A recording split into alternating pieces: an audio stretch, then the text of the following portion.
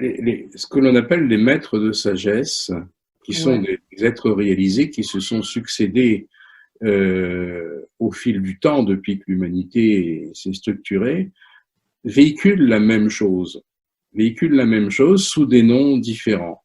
C'est quand même le même grand plan qui met du temps à se révéler à travers tous ces êtres-là. Et comment dire, le grand intérêt de la théosophie, je crois, c'est d'avoir mis à travers des êtres comme Moria ou Djwalkul qui s'y sont révélés, c'est d'avoir mis en évidence cette structure qui chapeaute l'évolution de notre humanité.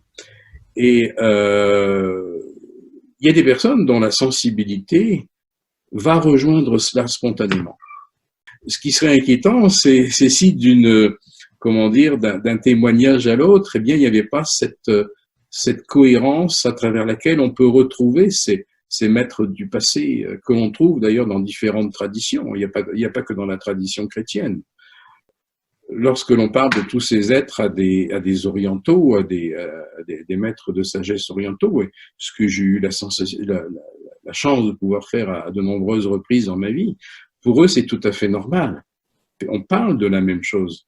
On commence seulement à découvrir, par exemple, en Occident, à travers des témoignages comme le mien, puis ceux de la théosophie, évidemment, ça va de soi, la notion d'avatar. L'avatar, c'est une incarnation du divin, c'est-à-dire c'est un maître de sagesse parfaitement réalisé qui, à un moment donné, peut, comme Yeshua l'a été, être habité par une force supra-humaine. Bon, on commence seulement à découvrir ça en Occident. Mais pour les Orientaux, c'est un fait acquis, il n'y a pas besoin D'explication. de parler de cela. Pour eux, un être comme Rama, qui est par exemple à la base d'une bonne partie des traditions hindouistes, c'est un avatar. Et cet avatar-là a été adombré par une conscience qui était aussi de nature christique. Il y a Rama, il y a Krishna. Si on va du côté de du bouddhisme, c'est la même chose. Le Bouddha Gautama a été adombré aussi, ça c'est très clair. C'est un avatar. Il faut pas avoir peur non plus de dire la chose également pour l'islam des origines. Je parle pas de ce qu'on en connaît aujourd'hui et dans lesquelles il y a des atrocités que l'on sait.